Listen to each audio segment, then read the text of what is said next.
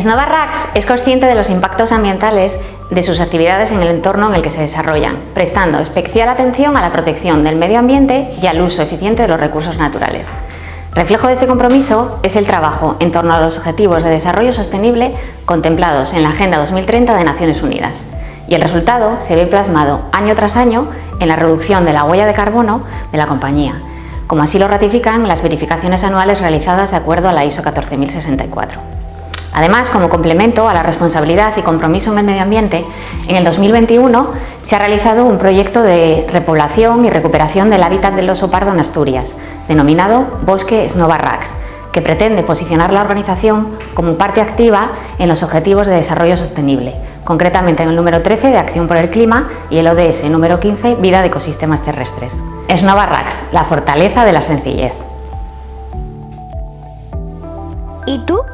¿Te comprometes con el planeta?